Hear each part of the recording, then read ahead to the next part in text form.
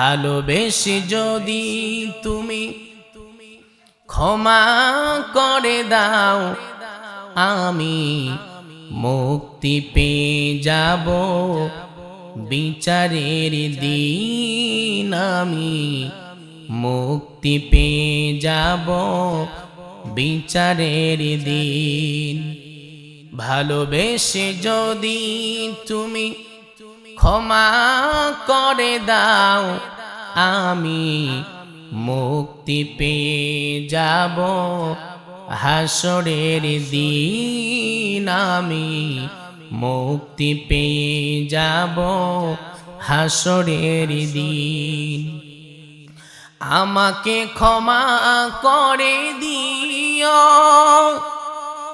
তোমারই রহমে ভরা সুখময় জান্নাতে নিও।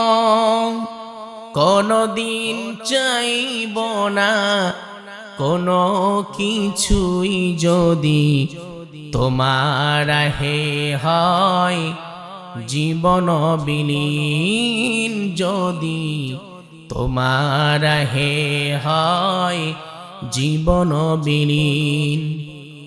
ভালোবেসে যদি তুমি ক্ষমা করে দাও, আমি মুক্তি পেয়ে যাব বিচারের দিন। আমি মুক্তি পেয়ে যাব বিচারের দিন। একটু চিৎকার দিয়ে বলেন মারহাবা। আল্লাহ রাব্বুল আলামিন নবীজিকে উদ্দেশ্য করে বলছেন, হে আমার পয়গম্বর, আমার বান্দাদেরকে আপনি বলে দেন, আমার বান্দাদের মধ্যে যারা গুনাহ করতে করতে পাহাড় সম পরিমাণ গুনাহ করে ফেলেছে, লা তাকুনাতু মির রাহমাতিল্লাহ, আমার বান্দারা যেন আমার রহমত থেকে নৈরাশ না হয়। কারণ আমি আল্লাহ রাব্বুল আলামিনের দয়া হলো অনেক বেশি। যে সমস্ত বান্দা গুনাহ করেছে, গুনাহ করার পরে যদি আমার কাছে তওবা করে, আমি আল্লাহ তার জীবনের সব গুনাহগুলো মাফ করে দিব। বলি সুবহানাল্লাহ।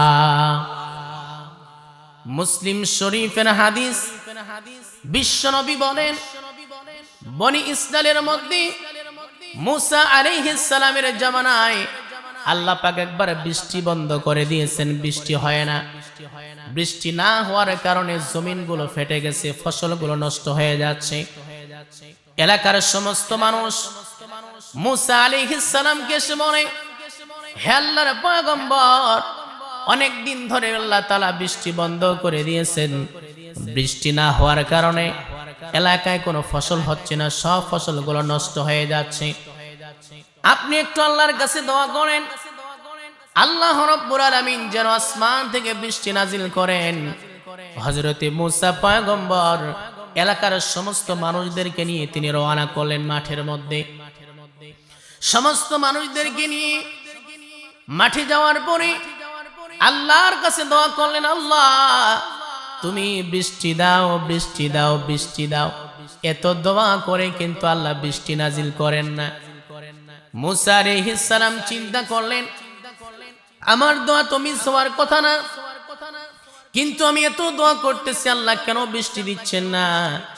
আল্লাহ তাআলা মুসা আলাইহিস সালামকে ওহীর মাধ্যমে জানায় দিলেন, পয়গম্বর, তোমার এই মজলিসের মধ্যে এমন একজন গুনাহগার বান্দা আছে যে লাগাতার 40টা বছর ধরে গোপনে জিনা করেছে।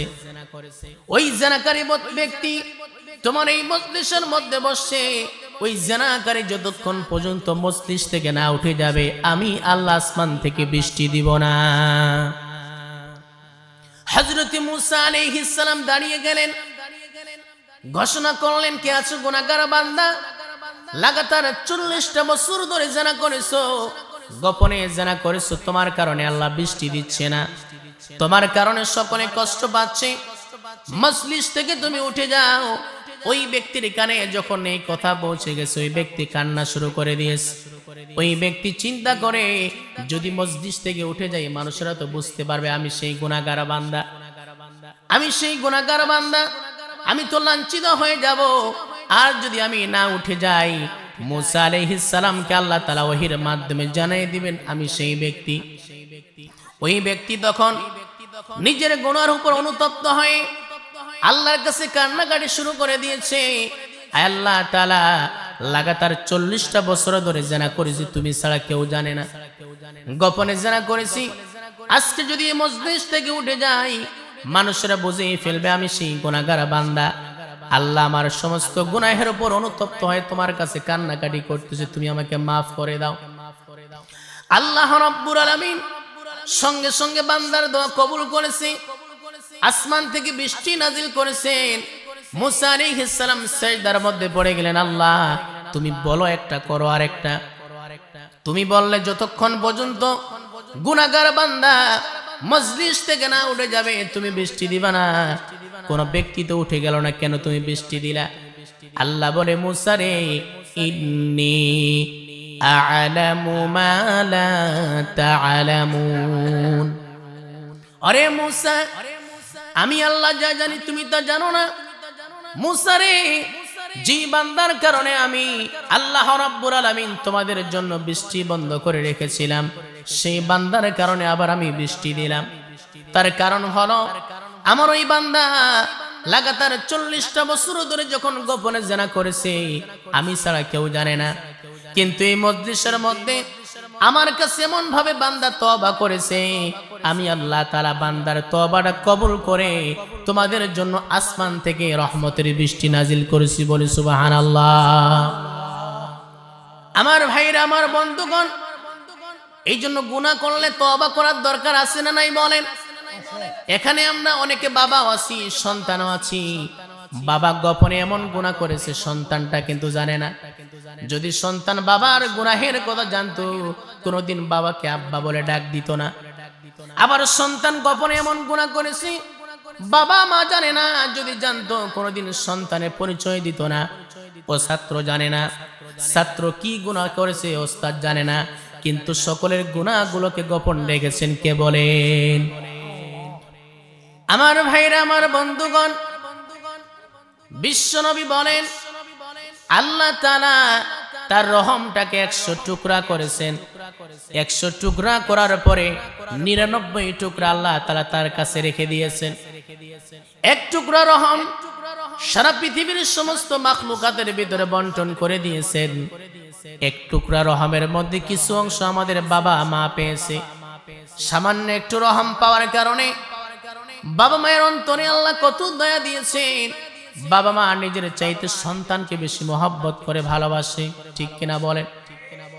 আমার ভাইরা, সামান্য একটু রহম পাওয়ার কারণে বাবা মায়ের অন্তরে যদি এত রহম হয়, যে আল্লাহর দিলে 99 টুকরা রহম আছে, তার দয়া কম না বেশি বলেন? যতই গুনাহ করি না কেন, বান্দা যদি তওবা করতে পারেন, অবশ্যই ওই বান্দাকে আল্লাহ ক্ষমা করে দিবেন। বিশ্ব নবীর জামানায় একবার হযরত ওমর নবীর পিছনে ফজরের নামাজ আদায় করলেন। নামাজ আদায় করার পরে বাড়িতে যখন চলে আসলেন, হযরত ওমর নাস্তা করলেন। সকালবেলা নাস্তা করার পরে নবীর কাছে একটা মাসআলা জিজ্ঞেস করার জন্য নবীর বাড়ির দিকে তিনি রওনা হলেন।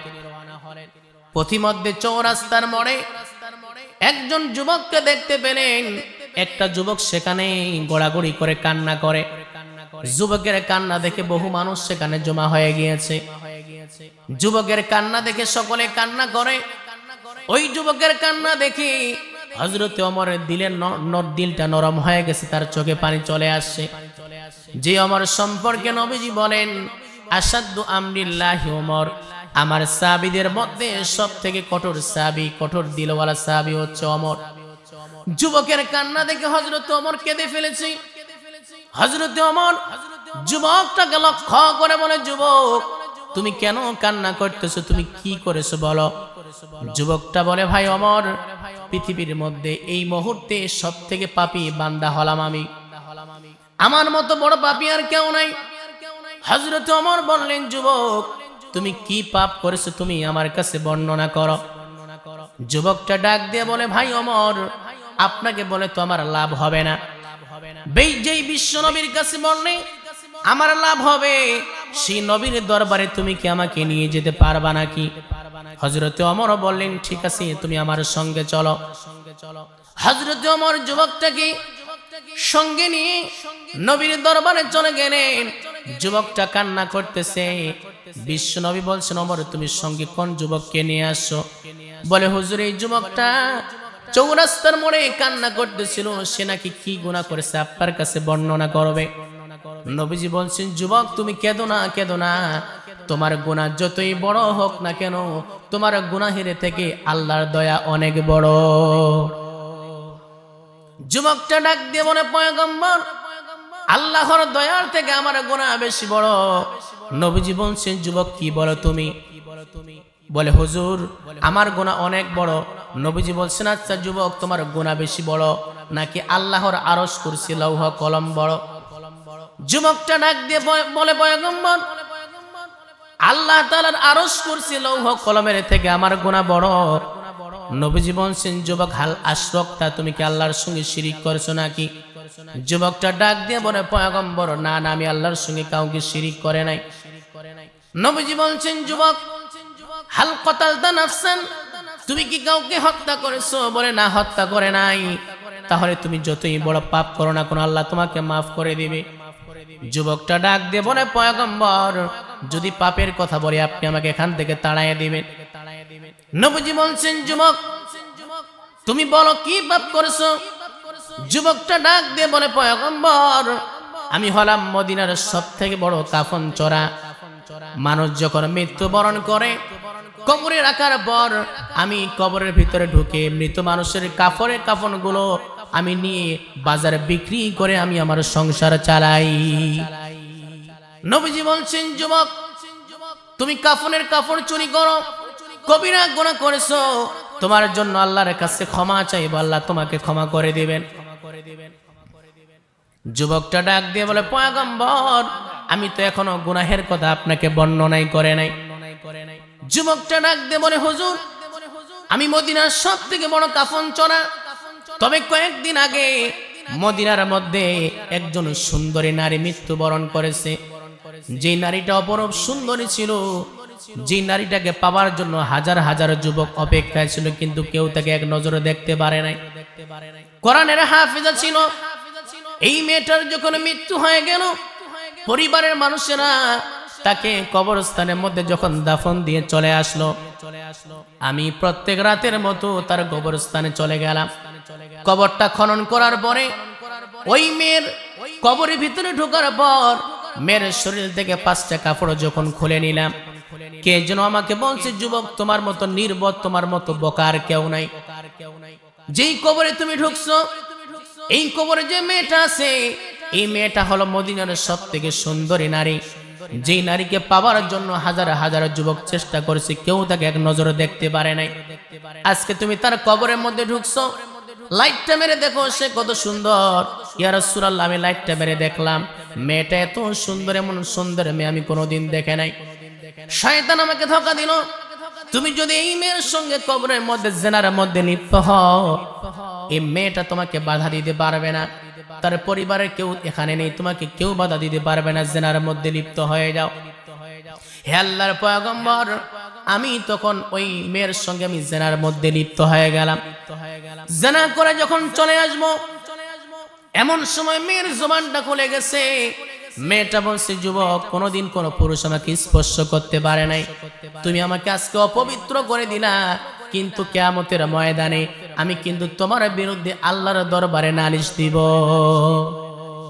হে আল্লাহর পয়গম্বর, এই কথা যখন বলেছে সেই মেয়েটা, আমি চিৎকার মেরে কাফনের কাপড়গুলো ফেলে দিয়ে চলে আসছি। আল্লাহকে আমাকে মাফ করবেন কি করবেন না? নবীজি ঘটনা শুনছিলেন আর চোখ দিয়ে পানি ঝরছিল। নবীজি বলছে, যুবক তোমার মতো পাপী বান্দার এই দুনিয়ার কেউ নেই। 1 নম্বর তুমি জিনা করেছো, এটা পাপ কাজ। 2 নম্বর তুমি কবরের মধ্যে জিনা করেছো, আবার মৃত লাশের সঙ্গে। যেই কবর দেখলে মানুষের মৃত্যুর কথা স্মরণ পড়ে, সেই কবরে ঢুকে মৃত নারীর সঙ্গে তুমি জিনা করেছো। তোমার মতো পাপী বান্দার কেউ নেই, দূর হয়ে যাও। যুবকটা সেখান থেকে চলে গেছে। যাওয়ার পরে 40টা দিন পর্যন্ত যুবকটা তার গুনাহের উপর অনুতপ্ত হয়ে যখন কান্নাকাটি করেছে, তওবা করেছে, 40 দিন পরে জিবরাইল আলাইহিস সালাতু ওয়াস সালাম নবীর কাছে আসছেন। আসার পরে বলছি, ইয়া রাসূলুল্লাহ, আল্লাহ তাআলা আপনার কাছে আমাকে পাঠিয়েছেন 3টি প্রশ্ন করার জন্য। ইয়া রাসূলুল্লাহ, আপনি বলেন তো আসমান জমিন বানিয়েছেন কে? নবীজি বলছেন, আল্লাহ বানিয়েছেন। বলে, মানুষকে সৃষ্টি করেছেন কে? বলে, আল্লাহ সৃষ্টি করেছেন। মানুষকে রিজিক কে দান করেন? বলে, আল্লাহ দান করেন। ইয়া রাসূলুল্লাহ, 40 দিন পূর্বে যে যুবকটা মৃত নারীর সঙ্গে জিনা করেছিল আপনার কাছে আসছিল তওবা করার জন্য, যেই যুবকটাকে আপনি ফিরিয়ে দিয়েছেন, এই যুবকটা 40টা দিন পর্যন্ত এমন ভাবে তওবা করেছে, আল্লাহ তার তওবা কবুল করে নিয়ে তার জীবনের সমস্ত গুনাহগুলো মাফ করে দিয়েছে। বলে সুবহানাল্লাহ।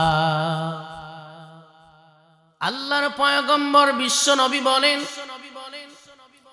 কিয়ামতের পূর্বে মুসলমানদের অবস্থা এমন হবে, বন্যার মধ্যে যেমন কচুরি পানা ভেসে যায়, মুসলমানরা কচুরি পানার মতো ভেসে যাওয়ার মতো হয়ে যাবে। মুসলমানদের কোনো দাম থাকবে না। সাহাবায়ে কেরাম বলছেন, নবীজি, ওই সময় মুসলমানদের সংখ্যা কম হবে নাকি বেশি হবে? নবীজি বললেন, আনতুম ইয়াউমা ইদিন কাসীর, ওই সময় মুসলমানদের সংখ্যা হবে বেশি। আল্লাহর পয়গম্বর বলেন, মুসলমানের দিলের মধ্যে ওয়াহান ঢেলে দেওয়া হবে। সাহাবায়ে কেরাম বলছেন, নবীজি, ওয়াহান কি জিনিস? নবীজি বললেন, হুব্বুদ দুনিয়া কারাহিয়াতুল মাউত, দুনিয়ার প্রতি মহব্বত, লোভ লালসা, এগুলো মুসলমানদের ভিতরে ঢুকে যাবে। নাম্বার 2 হলো, মুসলমানরা মৃত্যুকে পছন্দ করবে। এই 2টা জিনিসের কারণে মুসলমানদের কোনো দাম থাকবে না। আজকে সারা পৃথিবীতে লক্ষ্য করে দেখেন, আজকে মুসলমান কেউ গাড়ির পাগল, কেউ বাড়ির পাগল, কেউ নারীর পাগল, কেউ ক্ষমতার পাগল, ঠিক কিনা বলেন? 2 নম্বর হলো, আজকে আমরা মৃত্যুকে ভয় পাই, কিন্তু সাহাবায়ে কেরাম মৃত্যুকে তারা ভয় পেতেন না, বরঞ্চ মৃত্যুকে হাদিয়া মনে করতেন, একটা ব্রিজের মতো মনে করতেন। সাহাবায়ে কেরাম মনে করতেন মৃত্যু একটা ব্রিজের মতো, ব্রিজের এপারে হলো দুনিয়া, ওপারে হলো জান্নাত। এই জন্য সাহাবায়ে কেরাম নতুন বিয়ে করেছেন, নতুন বিয়ে করার পরে স্ত্রীকে বাসর ঘরে রেখে তারা জিহাদের ময়দানে ঝাঁপিয়ে পড়ে নিজের জীবনটাকে আল্লাহ রাস্তায় উৎসর্গ করে দিয়েছেন। লড়াইয়ের ওই ময়দানেতে জিতে তোমাকে হবে, প্রয়োজন সব রক্তটুকু জমিনেই ঢেলে দেবে, ঠিক কিনা? লড়াইয়ের ওই ময়দানেতে যেতে তোমাকে হবে, প্রয়োজন সব রক্তটুকু জমিনেই ঢেলে দেবে, তবুও তোমায় লড়তেই হবে, মানবে না পরাজয়। বিপ্লব মানে জীবন দেয়া, বসে থাকা নয়, সে কোনো দিন আসবে না রে, করো যদি ভয়, করো যদি ভয়। আসবে বিজয়, রক্ত আর জীবনের বিনিময়, আসবে বিজয়, রক্ত আর জীবনের বিনিময়। বিপ্লব মানে জীবন দেয়া, বসে থাকা নয়, সে কোনো দিন আসবে না রে, করো যদি ভয়, করো যদি ভয়। জোরে কোন ঠিক কিনা? আমার ভাইয়েরা, আমার বন্ধুগণ, আজকে আমার আলোচনার বিষয়বস্তু হলো তওবা সম্পর্কে। এখানে যত মানুষ আমরা আছি, এমন কোন মানুষ কি বলতে পারবেন, হুজুর আমি জীবনে কোনোদিন একটা গুনাহ করে নাই? পারবেন? বরঞ্চ আমাদের জেনে অজেনে কত যে গুনাহ হয়ে গেছে তার হিসাব নাই, ঠিক কিনা বলেন? আল্লাহর পয়গম্বর বিশ্ব নবী বলেন, কুল্লু বানি আদম খাত্তাউন ওয়া খায়রুল খাত্তাইনা আত-তাওয়াবুন। বিশ্ব নবী বলেন, প্রত্যেকটি বনি আদম হলো গুনাহ করনেওয়ালা, আর গুনাহ করনেওয়ালাদের মধ্যে ওই গুনাহকারী আল্লাহর কাছে বেশি প্রিয় যে ব্যক্তি গুনাহ করার পরে তাওবা করে নে। আমার ভাইরা, আমার বন্ধুগণ, আল্লাহ রাব্বুল আলামিন বলেন, শোনো মানুষেরা, আমি আল্লাহ রাব্বুল আলামিন তোমাদেরকে গুনাহ করার ক্ষমতা দিয়েছি, যোগ্যতা দিয়েছি। ফেরেশতারা কিন্তু গুনাহ করতে পারে না। আল্লাহ রাব্বুল আলামিন বলেন, বান্দারে, এই দুনিয়াতে তোমরা যদি গুনাহ না করতে, তোমাদেরকে আমি আল্লাহ ধ্বংস করে দিতাম। ধ্বংস করে দিয়ে এমন একটা জাতি তৈরি করতাম যারা সকালবেলা গুনাহ করবে, আবার দুপুরবেলা আমার কাছে তওবা করে নেবে। দুপুরবেলা গুনাহ হয়ে যাবে, রাতের বেলা তওবা করে নেবে। আজকে গুনাহ করবে, আগামীকালকে আমার কাছে ক্ষমা চাইবে। আমার ভাইয়েরা, গুনাহ করা এটা যত বড় পাপ না, তার থেকে বড় পাপ হলো আল্লাহর কাছে তওবা না করা। আল্লাহ রাব্বুল আলামিন গুনাহ করার পরে তওবাকারীকে বেশি পছন্দ করেন। মহান রব্বুল আলামিন বলেন, ইন্নাল্লাহা ইউহিব্বুত তাওয়াবিনা ওয়া ইউহিব্বুল মুতাতাহহিরিন। আল্লাহ রাব্বুল আলামিন তওবাকারীকে বেশি পছন্দ করেন। রব্বুল আলামিন বলেন, বান্দারে, তোমরা কি গুনাহ করেছো? বান্দা, তোমার গুনাহ যদি হয় খালের পানির সমান, বিলের পানির সমান, মনে রেখো আমি আল্লাহ তাআলার দয়া হলো সাগরের পানির সমান। আল্লাহ বলেন, বান্দারে, তোমার গুনাহ যদি পাহাড় সমান হয়ে যায়, জেনে রেখো আমি আল্লাহর দয়া হলো আসমান সমান। বলি সুবহানাল্লাহ। ও বান্দা, তোমার গুনাহ যদি, তুমি গুনাহ করতে করতে গুনাহ যদি আসমান পর্যন্ত, মেঘমালা পর্যন্ত পৌঁছে যায়, মনে রেখো আমি আল্লাহ তাআলার দয়া হলো আরশে আজিম পর্যন্ত। বলি সুবহানাল্লাহ। ও বান্দা, তুমি যদি তোমার গুনাহের উপর অনুতপ্ত হয়ে আমি আল্লাহর কাছে যদি মাপ চাইতে পারো, আমি আল্লাহ তাআলা তোমার জীবনের সব গুনাহগুলো মাফ করে দিব। বলি সুবহানাল্লাহ। আমার ভাইরা, আমার বন্ধুগণ, এই জন্য আমাদের মিস্টেক হয়ে যাবে, গুনাহ হয়ে যাবে জীবনে চলার পথে। আল্লাহ তাআলা বলেন, বান্দারে, যখন গুনাহ হয়ে যাবে আমার কাছে তওবা করে নাও। ইয়া আইয়ুহাল্লাযীনা আমানু তুবু ইলাল্লাহি তাওবাতান নাসুহা। হে ঈমানদার বান্দাগণ, তোমরা আল্লাহর কাছে তওবা করে নাও। বান্দারে, যদি গুনাহের উপর অনুতপ্ত হয়ে আমি আল্লাহর কাছে কান্নাকাটি করতে পারো, আমি আল্লাহ তোমার জীবনের সব গুনাহগুলো মাফ করে দিব। বলি সুবহানাল্লাহ। এখনো তোমায় আমি ডাকার মতো ডাকতে পারিনি মাওলা। এখনো তোমায় আমি মাফি চাওয়ার মতো চাইতে পারিনি মাওলা। তোমাকে ডাকার, পাপ কি মুছার এই সুযোগ করি কামনা। এতটুকুই ওগো এই মিনতি, আর তো কিছুই চাই না। এতটুকুই ওগো এই মিনতি, আর তো কিছুই চাই না। একটু চিৎকার দিয়ে বলা যাবে কি মারহাবা? আমার ভাইরা, আমার বন্ধুগণ, আমি আপনি কি গুনাহ করেছি? নবীজি বলেন, সহিহ বুখারীর বর্ণনা, বনি ইসরাইলের মধ্যে একজন ব্যক্তি ছিল, একটা দুইটা মানুষকে নয়, লাগাতার 99টা মানুষকে হত্যা করেছে।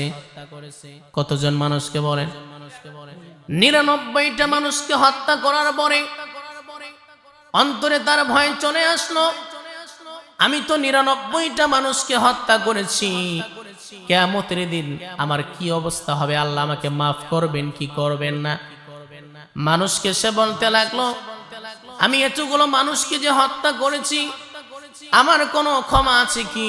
মানুষরা বলল, শোনো, অমুক এলাকায় একজন আল্লাহর ওলি আছেন, ওলির কাছে গেলে ওলি বলতে পারবেন তোমাকে ক্ষমা করবে কিনা আল্লাহ।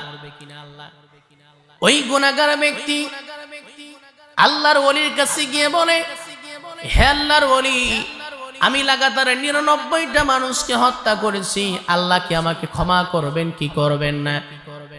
আল্লাহর ওলি বলে, হায় হায়, এতগুলো মানুষকে হত্যা করেছো, তোমার কোনো ক্ষমা নাই, তুমি দূর হয়ে যাও। গুনাহগার বান্দা বলে, আমার যেহেতু ক্ষমা নাই, তোমাকে বাঁচিয়ে রেখেও কোনো লাভ নাই, ওকেও হত্যা করেছে। সেঞ্চুরি 100টা মানুষকে হত্যা করার পরে ওই গুনাহগার বান্দার অন্তরে এখনো আল্লাহর ভয় এসে আবার বলতে লাগলো, আমি 100টা মানুষকে হত্যা করেছি, আল্লাহ কি আমাকে ক্ষমা করবেন কি করবেন না? মানুষরা বলতে লাগলো, শোনো, অমুক এলাকায় একজন আলেম আছে, ওই আলেম বলতে পারবে আল্লাহ তোমাকে ক্ষমা করবেন কিনা। এবার সেই গুনাহগার বান্দা আলেমের কাছে গিয়ে বলে, ও আলেম, আমি 100টা মানুষকে হত্যা করেছি, আমার কোনো ক্ষমা আছে কিনা? আলেম বলে, শোনো, তুমি যতই বড় পাপ কাজ করো না কেন, তোমার পাপের থেকে আল্লাহর দয়া কোটি কোটি গুণ বেশি বড়। শোনো গুনাহগার বান্দা, তুমি যে 100টা মানুষকে হত্যা করেছো, তুমি যদি তোমার গুনাহের উপর অনুতপ্ত হয়ে আল্লাহর কাছে কান্নাকাটি করতে পারো, আল্লাহ পাক তোমার জীবনের সব গুনাহগুলো মাফ করে দিবেন। ওই গুনাহগার বান্দা তখন গুনাহের উপর অনুতপ্ত হলো। আলেম পরামর্শ দিল, শোনো, তুমি যে এলাকায় থাকো ওই এলাকায় ডাকাতেরা বসবাস করে, ওই এলাকা তোমাকে ত্যাগ করতে হবে। অমুক এলাকায় যাও, ভালো এলাকায় যাও, সেখানে গিয়ে তওবা করো। যদি তওবার মতো তওবা করতে পারো, আল্লাহ পাক তোমার জীবনের সব গুনাহগুলো মাফ করে দিবেন। ওই গুনাহগার বান্দা তওবা করার উদ্দেশ্যে তার বাড়ি থেকে কাপড় চোপড় সব গুছিয়ে নিয়ে যখন ভালো এলাকার দিকে তওবার উদ্দেশ্যে রওনা হয়েছে, কিছু দূরে যাওয়ার পরে সঙ্গে সঙ্গে মালাকুল মউত তার জানটা কবজ করে ফেলছে। রহমতের ফেরেশতা হাজির হয়ে গেছে, আযাবের ফেরেশতা হাজির হয়ে গেছে। আযাবের ফেরেশতা বলে, এই বান্দা 100টা মানুষকে হত্যা করেছে, তার রূহটা আমরা নিয়ে গিয়ে সিজ্জিনে রাখবো। রহমতের ফেরেশতারা বলে, এই গুনাহগার বান্দা যেহেতু অনুতপ্ত হয়েছে, তওবার উদ্দেশ্যে বের হয়েছে, আমরা তার রূহটা নিয়ে ইল্লিয়িনে রাখবো। দুই দল ফেরেশতার ঝগড়া আছে না নাই বলেন? আল্লাহ রাব্বুল আলামিন এই দুই দল ফেরেশতার ঝগড়া সমাধান করে দিলেন। শোনো, তোমরা ঝগড়া করো না, অনুতপ্ত বান্দা যেখানে মৃত্যুবরণ করেছে সেখান থেকে ভালো এলাকায় তোমরা একটা ফিতা দিয়া মাপ দাও। যদি ভালো এলাকা কাছে থাকি, রহমতের ফেরেশতারা তার রূহটাকে নিয়ে যাবে। খারাপ এলাকা কাছে হলে তাকে জাহান্নামের ফেরেশতা নিয়ে যাবে। এই কথা বলার পরে আল্লাহ রাব্বুল আলামিন জমিনটাকে আদেশ করলেন, জমিন, তুমি আমার অনুতপ্ত বান্দার জন্য ভালো এলাকাটা কাছে হয়ে যাও, আর খারাপ এলাকাটা তুমি হাজার হাজার মাইল দূরে সরে যাও। ফেরেশতারা মাপ দিয়ে দেখে খারাপ এলাকাটা অনুতপ্ত বান্দার থেকে মাপ দিয়ে দেখে হাজার হাজার মাইল দূরে সরে গেছে, আর ভালো এলাকাটা কাছে হয়ে গেছে। আল্লাহ তাআলার সিদ্ধান্ত অনুযায়ী ওই বান্দার রূহটা জান্নাতের ফেরেশতারা নিয়ে জান্নাতে ঢুকিয়ে দিয়েছে। আমার ভাইরা, এই জন্য আমি আপনি কি গুনাহ করেছি, আল্লাহ বলে, বান্দারে, তোমার গুনাহ যতই বড় হোক না কেন, তোমার গুনাহের থেকে আমি আল্লাহ তাআলার দয়া হলো অনেক বেশি বড়। বলি সুবহানাল্লাহ। ভালোবেসে যদি তুমি ক্ষমা করে দাও, আমি মুক্তি পেয়ে যাব বিচারের দিন, আমি মুক্তি পেয়ে যাব বিচারের দিন। ভালোবেসে যদি তুমি ক্ষমা করে দাও, আমি মুক্তি পেয়ে যাব হাসরের দিন, আমি মুক্তি পেয়ে যাব হাসরের দিন। আমাকে ক্ষমা করে দিও, তোমারই রহমে ভরা সুখময় জান্নাতে নিও। কোনদিন চাইব না কোনো কিছুই যদি তোমার হে হয় জীবন বিলীন, যদি তোমার হে হয় জীবন বিলীন। ভালোবেসে যদি তুমি ক্ষমা করে দাও, আমি মুক্তি পেয়ে যাব বিচারের দিন। আমি মুক্তি পেয়ে যাব বিচারের দিন। একটু চিৎকার দিয়ে বলেন মারহাবা। আল্লাহ রাব্বুল আলামিন বলেন, কুল ইয়া ইবাদিয়াল্লাযীনা আসরাফু আলা আনফুসিহিম লা তাকনাতু মির রাহমাতিল্লাহ ইন্নাল্লাহা ইয়াগফিরুয-যুনুবা জামিআ ইন্নাহু হুয়াল গফুরুর রহিম। জোরে বলি আল্লাহু আকবার।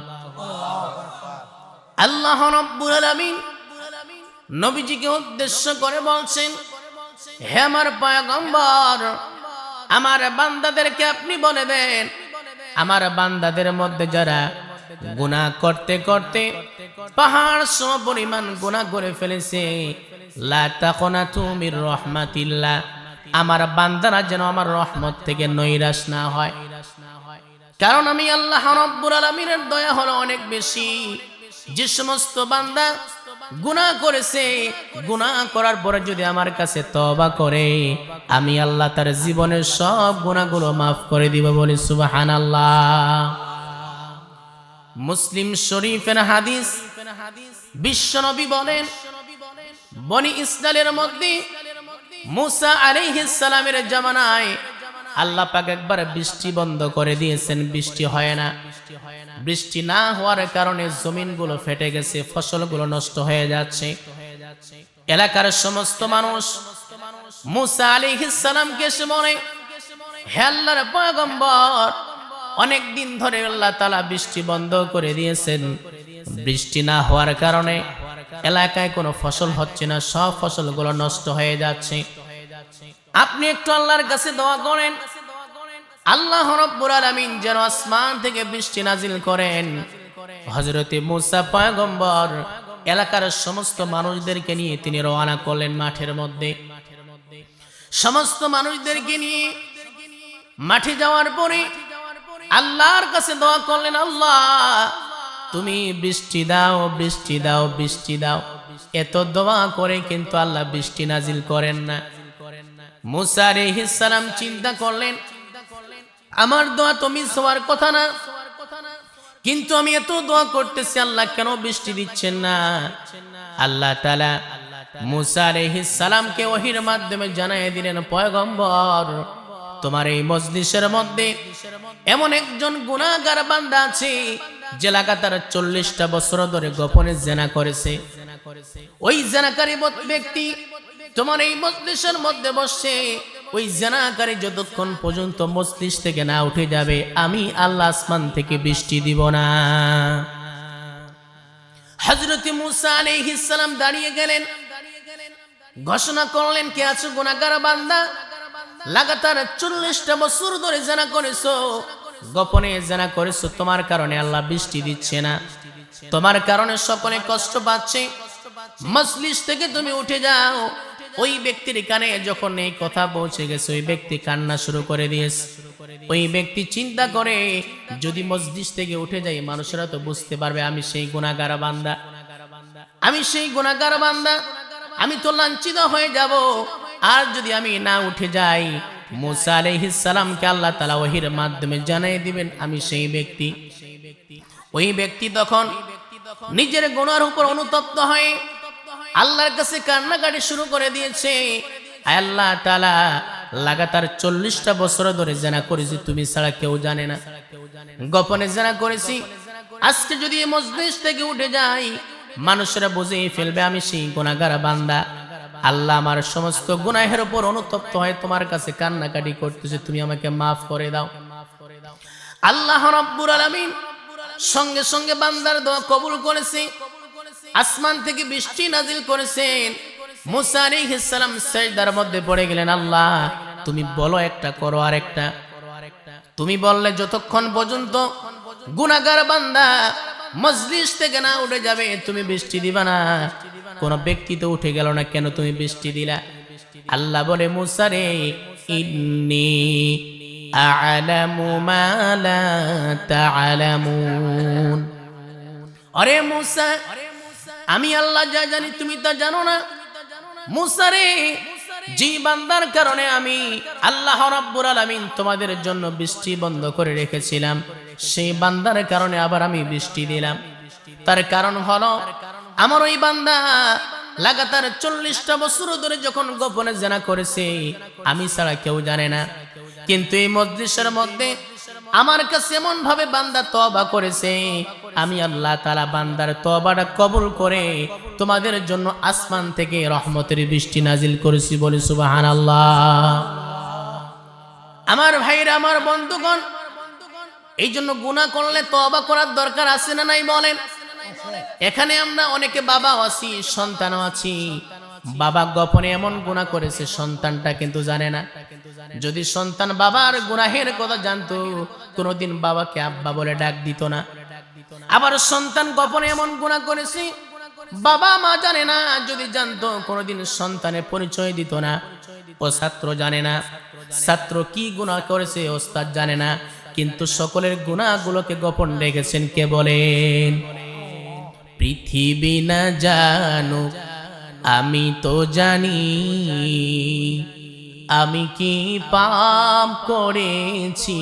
হায়, পৃথিবী না জানুক, আমি তো জানি আমি কি পাপ করেছি।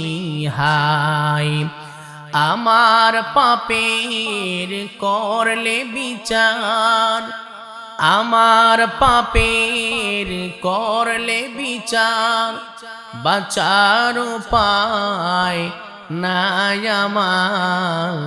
দয়াময় প্রভু, মাফ করো আমায়, মাফ করো আমায়।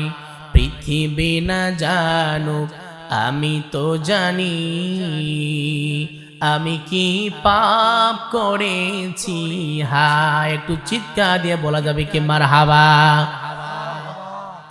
আমার ভাইরা, আমার বন্ধুগণ, মানুষকে আল্লাহ তাআলা গুনাহ করার ক্ষমতা দিয়েছেন, ফেরেশতারা কিন্তু গুনাহ করতে জানে না। ঠিক কিনা বলেন? মানুষের কাজ হলো শয়তানের ধোঁকায় পড়ে গুনাহ করা। শয়তানের কাজ হলো মানুষকে ধোঁকা দেওয়া। আল্লাহর কাজ হলো বান্দাকে ক্ষমা করে দেওয়া। শয়তান আল্লাহর কাছে চ্যালেঞ্জ করেছে, আল্লাহ তাআলা, তোমার বান্দাদেরকে আমি পথভ্রষ্ট করেই ছাড়বো, জাহান্নামের একটা কয়েকটা বাড়াইয়ে বানান। আল্লাহ রাব্বুল আলামিন আদমকে যখন সৃষ্টি করলেন, আদমকে সৃষ্টি করার পর সমস্ত ফেরেশতাদেরকে লক্ষ্য করে বললেন, ফেরেশতারা, ওয়া ইয কুলনা লিল মালাইকাতি ইসজুদু লি আদম ফাসাজাদু ইল্লা ইবলিস। আদম আলাইহিস সালামকে সৃষ্টি করার পরে সমস্ত ফেরেশতাদেরকে বললেন, ও আমার ফেরেশতারা, তোমরা আমার আদমকে সেজদা করো। সমস্ত ফেরেশতারা সেজদা করলো, কিন্তু ইবলিস শয়তান দাঁড়িয়ে থাকলো। আল্লাহ রাব্বুল আলামিন ইবলিসকে লক্ষ্য করে বলে, ইবলিস, ক্বালা মা মানাআকা আল্লাহ তাসজুদা ইয আমারতু, কোন জিনিস তোমাকে সেজদা করতে নিষেধ করলো? শয়তান বলে, খলাকতানি মিন নারিন ওয়া খলাকতাহু মিন তিন। আল্লাহ তাআলা এই আদমকে আপনি বানিয়েছেন মাটি দিয়ে, আমাকে বানিয়েছেন আপনি আগুন দিয়ে। মাটির স্বভাব হলো নিচের দিকে যাওয়া, আগুনের স্বভাব হলো উপরের দিকে যাওয়া। আমি আগুনের তৈরি ইবলিস আদমকে সেজদা করতে পারবো না। আল্লাহ বলে তুই সেজদা করতে পারবি না, আমার অবাধ্য হলি, আজ থেকে তুই মারদুদ শয়তান হয়ে গেলি। ইবলিস বলে আল্লাহ এত বছর ধরে তোমার ইবাদত করলাম, আমি কি কিছুই পাবো না? আল্লাহ বলে কি চাস বল। শয়তান বলে আমার 3 দফা দাবি। শয়তানের কয় দফা দাবি? 3 দফা দাবি। শয়তান বলে আল্লাহ তাআলা যে আদম সন্তানের কারণে আমি ইবলিস শয়তান হলাম, মেরা দুনিয়াতে কতদিন বেঁচে থাকবে? আল্লাহ বলে কিয়ামত পর্যন্ত এরা বেঁচে থাকবে। ইবলিস শয়তান বলে আল্লাহ তাহলে আমি কিয়ামত পর্যন্ত হায়াত চাই। আল্লাহ বলে ঠিক আছে মঞ্জুর করলাম। 2 নম্বর আবদার হলো, আমি শয়তানের কাজ হলো তোমার বান্দাদেরকে জাহান্নামের দিকে নিয়ে যাওয়া। ভাই ভাইয়ের মধ্যে ঝগড়া বাঁধাইয়ে দিব, প্রতিবেশী প্রতিবেশীর সঙ্গে ঝগড়া বাঁধাইয়ে দিব। এরা যদি আমাকে দেখতে পায় আমাকে তো আস্ত রাখবে না, পা তো ভেঙে ফেলবে। আল্লাহ আমি ধোঁকা দিব, কিন্তু তারা যেন আমাকে দেখতে না পায়, আমি ক্ষমতা চাই। আল্লাহ বলেন ঠিক আছে তোমাকে ক্ষমতাও দিলাম। 3 নম্বর হলো আল্লাহ তাআলা আমি তোমার বান্দাদেরকে ধোঁকা দিব, আর রিজিকের মালিক হচ্ছে তুমি। তুমি যদি খাবার না দাও তাহলে তো আর কার পাবো না। আল্লাহ বলেন ঠিক আছে তোকে রিজিকও দান করব।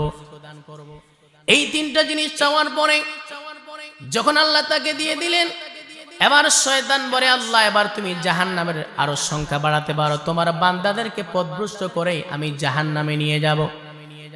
আল্লাহ রাব্বুল আলামিন শয়তানকে বলে শয়তান শোন, তুই আমার বান্দাদেরকে ধোঁকা দিয়ে যখন গুনাহের মধ্যে লিপ্ত করাই দিবি, আমার বান্দারা গুনাহ করার পরে আমি আল্লাহর কাছে যখন তওবা করবে, আমি আল্লাহ তার জীবনের সব গুনাহগুলো মাফ করে দিব। মানুষ বানালে প্রভু, দিলে মান সম্মান, হাসরের ময়দানে করোনা গো অপমান। প্রভু হাসরের ময়দানে করোনা গো অপমান। মানুষ বানালে প্রভু, দিলে মান সম্মান, হাসরের ময়দানে করোনা গো অপমান। প্রভু হাসরের ময়দানে করোনা গো অপমান। পাপগুলো ঢেকে রেখো, ভালোবেসে কাছে ডেকো। পাপগুলো ঢেকে রেখো, ভালোবেসে কাছে ডেকো। কণ্ঠে জাগিয়ে দিও রাসূলের গান। মানুষ বানালে প্রভু, দিলে মান সম্মান, হাসরের ময়দানে করোনা গো অপমান। প্রভু হাসরের ময়দানে করোনা গো অপমান। একটু চিৎকার দিয়ে বলা যাবে কি মারহাবা? আমার ভাইরা, আমার বন্ধুগণ, বিশ্বনবী বলেন আল্লাহ তাআলা তার রহমটাকে 100 টুকরা করেছেন।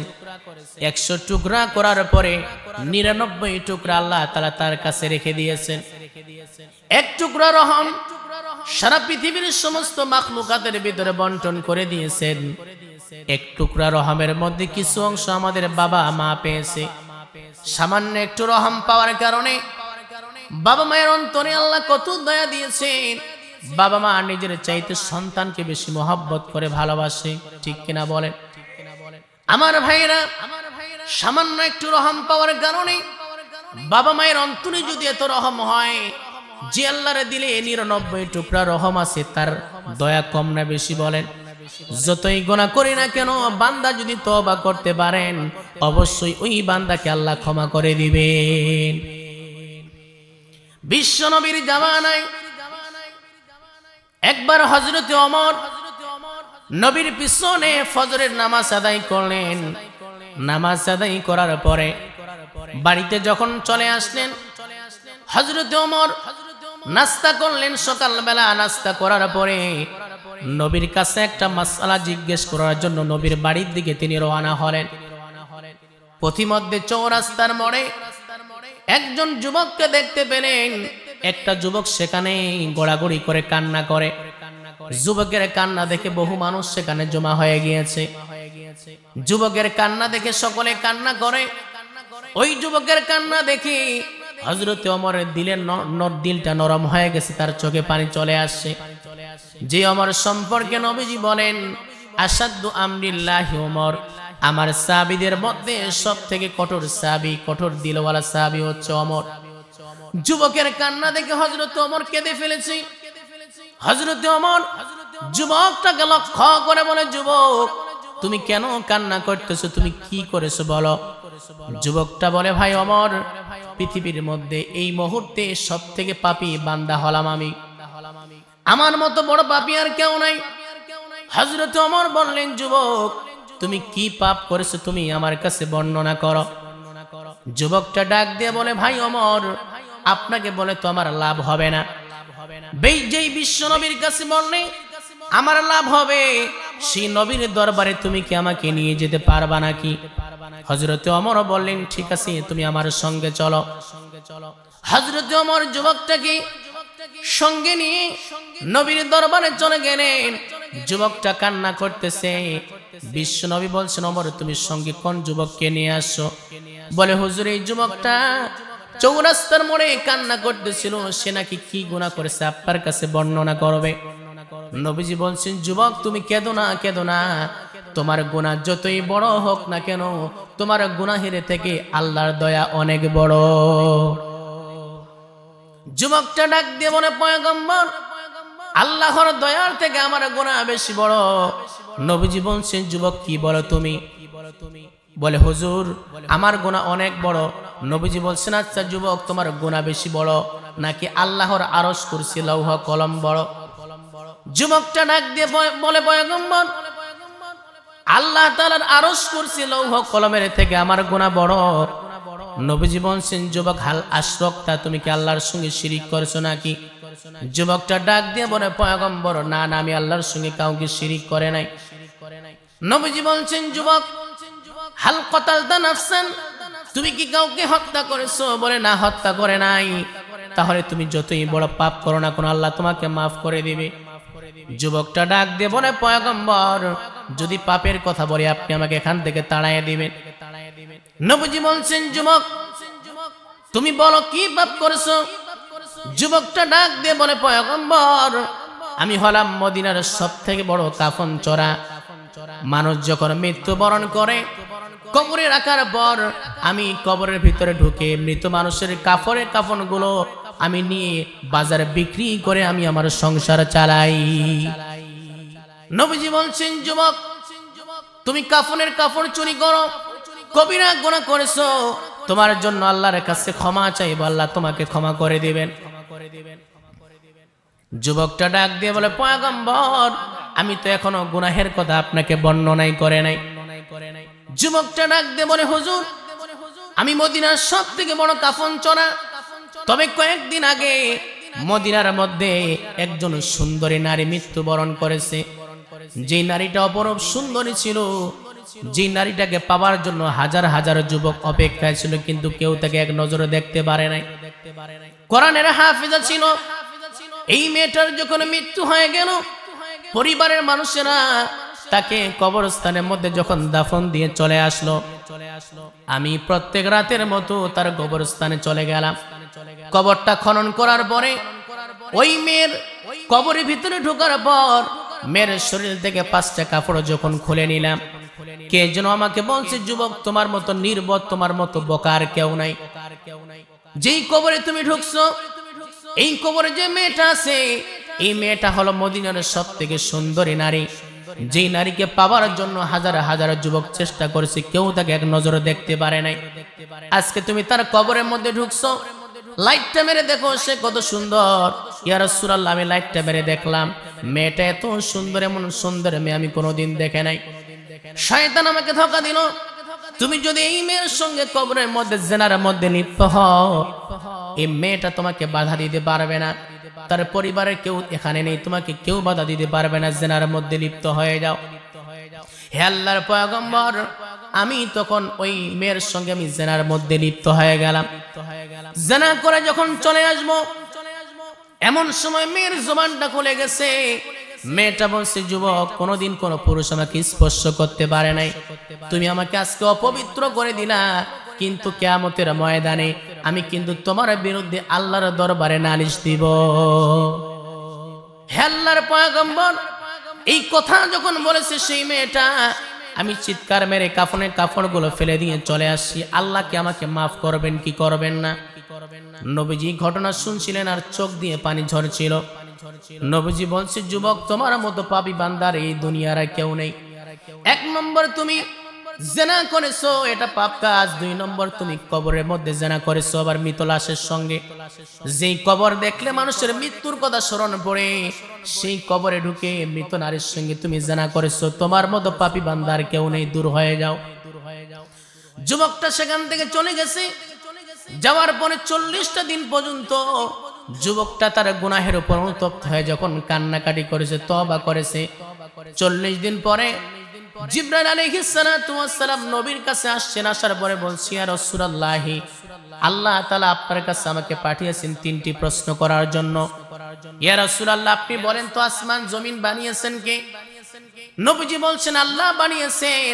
বলে, মানুষকে সৃষ্টি করেছেন কে? বলে, আল্লাহ সৃষ্টি করেছেন। মানুষকে রিজিক কে দান করেন? বলে, আল্লাহ দান করেন। ইয়া রাসূলুল্লাহ, 40 দিন পূর্বে যে যুবকটা মৃত নারীর সঙ্গে জেনা করেছিল আপনার কাছে আসছিল তওবা করার জন্য, যেই যুবকটাকে আপনি ফিরিয়ে দিয়েছেন, এই যুবকটা 40টা দিন পর্যন্ত এমন ভাবে তওবা করেছে, আল্লাহ তারা তওবা কবুল করে নিয়ে তার জীবনের সমস্ত গুনাহগুলো মাফ করে দিয়েছে। বলে সুবহানাল্লাহ। এই জন্য আমার ভাইয়েরা, আমি আপনি কি গুনাহ করেছি, আমরা যদি তওবার মতো তওবা করতে পারি, অবশ্যই আল্লাহ মাফ করবেন কি করবেন না বলেন? আমরা যতই বড় গুনাহ করি, আমাদের এই গুনাহ থেকে আল্লাহ তাআলার দয়া হলো অনেক বেশি। আল্লাহ তুমি দয়ার সাগর, রহমানুর রহিম, তোমার দয়াই পূর্ণ আমার সারা নিশিদিন। তুমি পারো করতে মোচন অভাব দুঃখী লোকের, তুমি পরম মুক্তিদাতা মালিকে জগতের। তোমার পথে চললে সবাই আসবে যে সুদিন, তোমার দয়াই পূর্ণ আমার সারা নিশিদিন।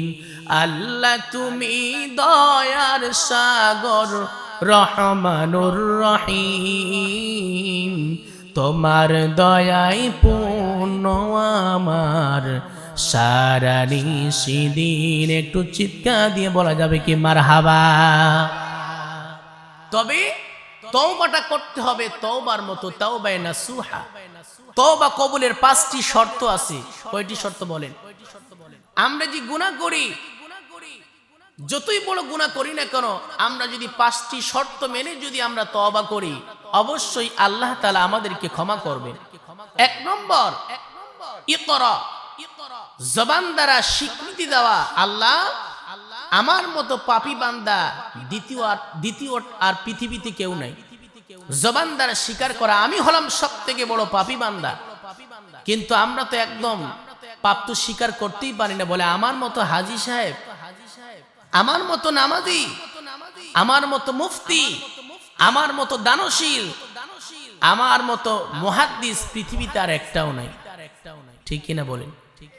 কিন্তু নবীজি, তিনি নিজেকে কত ছোট মনে করতেন দেখেন। নবীজি বলেন, আল্লাহুম্মা জাআলনি সাবুরা ওয়া জাআলনি শাকুরা ওয়া জাআলনি ফি আইনি সগীরা ওয়া ফি আ'য়ুনিন নাসি কাবীরা। আল্লাহর পয়গম্বর নিজেকে কত ছোট মনে করতেন। তিনি বলতেন, আল্লাহুম্মা জাআলনি সাবুরা, আয় আল্লাহ তুমি আমাকে ধৈর্যশীল বানাও। ওয়াজআলনি শাকুরা, আল্লাহ তুমি আমাকে শুকরগুজার বানাও। ওয়াজআলনি ফি আইনি সগীরা, আমার চোখে আমাকে ছোট বানাও, অন্যের চোখে মানুষের চোখে আমাকে বড় বানাও। তাহলে তওবা কবুলের 1 নম্বর শর্ত স্বীকৃতি দেওয়া, আমার মতো গুনাহগার পৃথিবীতে আর একটাও নাই। দ্বিতীয় নম্বর হচ্ছে নাদাম, গুনাহের উপর অনুতপ্ত হওয়া। নাম্বার 3 হলো যেই গুনাহটি করেছেন ওই গুনাহকে সবথেকে বেশি ঘৃণা করা। নাম্বার 4 হলো ওয়াদা করা ওই গুনাহটার জীবনে না করা। নাম্বার 5 হলো আল্লাহর সঙ্গে ওয়াদাবদ্ধ হওয়া, আল্লাহ এই গুনাহটি আর জীবনে করব না। এই 5টি শর্ত মেনে যদি কোনো বান্দা তওবা করতে পারে, আল্লাহ পাক তার তওবা কবুল করে নেবেন। আমার ভাইরা, আমার বন্ধুগণ, আল্লাহর পয়গম্বর বিশ্বনবী তিনি নিজেই বলছেন, ওয়াল্লাহি ওয়াল্লাহি ওয়াল্লাহি লা আস্তাগফিরুল্লাহ ওয়া আতুবু ইলাইহি ফিল ইয়াউমি আকতারু 70 মাররা। বিশ্বনবী বলেন, আল্লাহর কসম, আল্লাহর কসম, আমি নবী দৈনিক 70 বারের বেশি ইস্তেগফার পাঠ করি। যেই নবীর সামনের গুনাহ পিছনের গুনাহ সব গুনাহ মাফ করে দিয়েছেন, সেই নবী যদি দৈনিক 70 বারের বেশি ইস্তেগফার তওবা করতে পারে, আমাদের আরো বেশি করার দরকার আছে না নাই বলেন? আমার ভাইয়েরা, বিশ্বনবী বলেন, আমার উম্মতেরা যদি দৈনিক 10 বার যদি ইস্তেগফার পাঠ করে, আল্লাহ পাক তাকে 3টি পুরস্কার দান করবেন। কয়টা পুরস্কার বলেন? 3টি পুরস্কার দান করবেন। 1 নম্বর পুরস্কার হলো কিয়ামতের ময়দানে আমি আল্লাহর সঙ্গে ওই বান্দার সাক্ষাৎ হয়ে যাবে। সুবহানাল্লাহ। বিশ্বনবী বলেন, ওই বান্দার যদি ভাগ্য যদি ভালো হয়, ইস্তেগফার বেশি বেশি পাঠ করার কারণে আল্লাহ তাআলা আমাকে ওই বান্দাকে স্বপ্নের মধ্যে দেখায় দিবেন। বলি সুবহানাল্লাহ। 2 নম্বর হলো যে বান্দা বেশি বেশি ইস্তেগফার পাঠ করবে, বিশ্বনবী বলেন আল্লাহ তাআলা ওই বান্দার অভাব অনটনকে দূর করে দিবেন। 3 নম্বর হলো নবীজি বলেন, যে ব্যক্তি বেশি বেশি ইস্তেগফার তওবা পাঠ করবে, আল্লাহ পাক তাকে মুস্তাজাবুদ দাওয়া বানিয়ে দিবেন। অর্থাৎ মুস্তাজাবুদ দাওয়া ওই ব্যক্তিকে বলা হয় যে ব্যক্তি দোয়া করতে দেরি হবে কিন্তু আল্লাহ কবুল করতে দেরি করবেন না। সুবহানাল্লাহ। ইমামে আহমদ ইবনে হাম্বল রাহমাতুল্লাহি আলাইহি জগৎ বিখ্যাত তিনি মুহাদ্দিস ছিলেন। এই পৃথিবীতে 4টি মাযহাব, প্রসিদ্ধ মাযহাব আছে: হানাফি, শাফিঈ, হাম্বলি, মালিকি। তো হাম্বলি মাযহাবের যিনি প্রতিষ্ঠাতা, ধারক বাহক ইমামে আহমদ ইবনে হাম্বল, তার একটি কিতাব আছে মুসনাদে আহমদ ইবনে হাম্বল। তিনি স্বতন্ত্রভাবে 40,000 হাদিস সংগ্রহ করেছেন। সুবহানাল্লাহ বলে। ইমামে আহমদ ইবনে হাম্বল রাহমাতুল্লাহি আলাইহি তিনি যখন জীবনের শেষ প্রান্তে পৌঁছে গেলেন, একবার তিনি শীতের বেলা সফর করতে শুরু করলেন। সফর করতে করতে মাগরিবের যখন সময় হয়ে গেল, একটি মসজিদের মধ্যে তিনি মাগরিবের নামাজ আদায় করলেন। মাগরিবের নামাজ আদায় করার পরে এশারের নামাজ সেই মসজিদে আদায় করলেন। আদায় করার পরে চিন্তা করলেন বাড়ি তো অনেক দূর, যেতে সকাল হয়ে যাবে। তিনি ওই মসজিদের মধ্যে কম্বল বিছিয়ে হাদিসের কিতাবটা পড়া শুরু করেছেন যে আগামীকালকে সকালবেলা হবে, এখান থেকে চলে যাব। কিছুক্ষণ পরে মসজিদের যিনি খাদেম এসে বলছে এখানে থাকা যাবে না, আপনি চলে যান। বলে, বাবা বিপদে পড়েছি, বাড়ি অনেক দূর, রাত্রি যাপন করে ফজরের নামাজ পড়ে আমি রওনা দিব।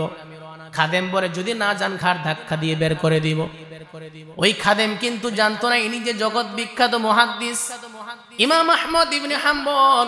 ওই খাদেম কিন্তু জানতো না ইমামে আহমদ ইবনে হাম্বল রাহমাতুল্লাহি আলাইহি তিনি মসজিদ থেকে বের হয়ে গেলেন, চলতে শুরু করলেন রাতের বেলা।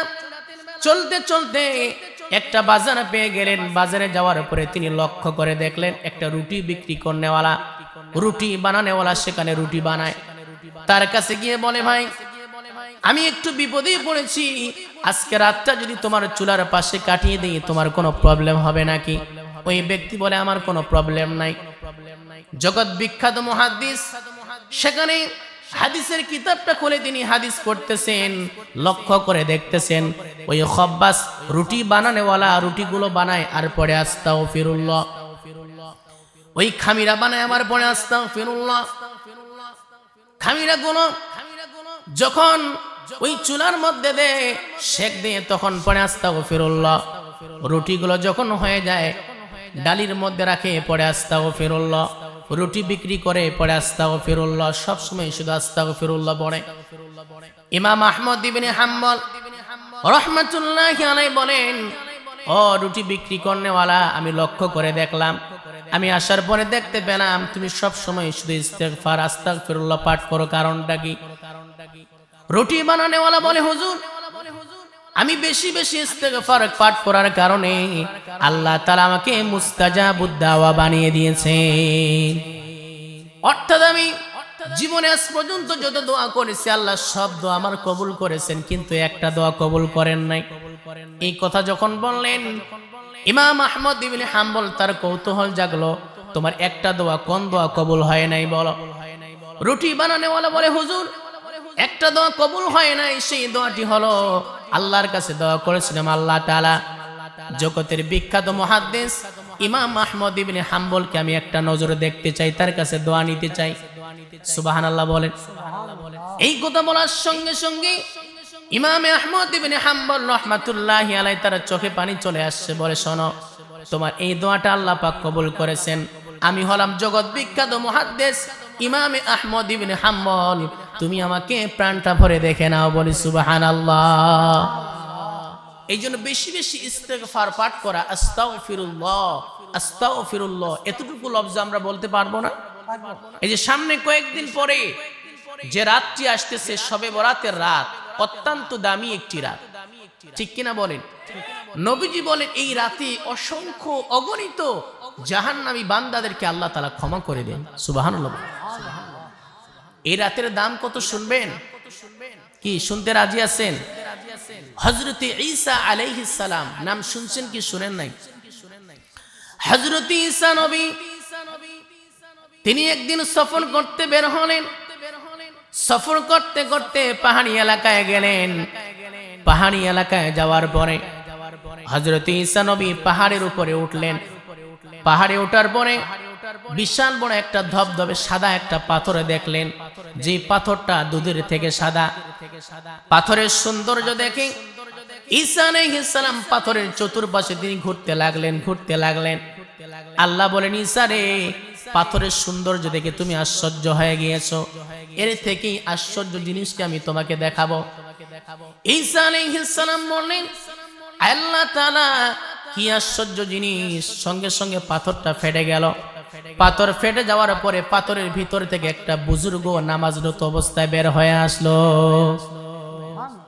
ঈসা আলাইহিস সালাম লক্ষ্য করে দেখলেন বুজুর্গের সামনে কিছু আঙ্গুরের ছড়া ঝুলানো আছে।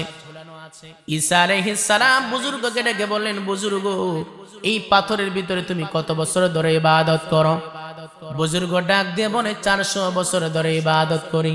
সুবহানাল্লাহ বলেন। কত বছর ধরে? বলেন 400 বছর ধরে। রিজিক তোমাকে কে দেয়? বলে, সামনে যে দেখতে পাচ্ছেন আঙ্গুরের ছড়া, আল্লাহ পাক খাওয়ার সময় এই সমস্ত আঙ্গুর আমার জন্য পাঠিয়ে দেন। ঈসা আলাইহিস সালাম আশ্চর্য হয়ে গেলেন। আল্লাহকে বলেন, আল্লাহ, আমার মনে হয় তোমার এই বান্দার মতো পৃথিবীতে আর উত্তম বান্দা কেউ হতে পারে না।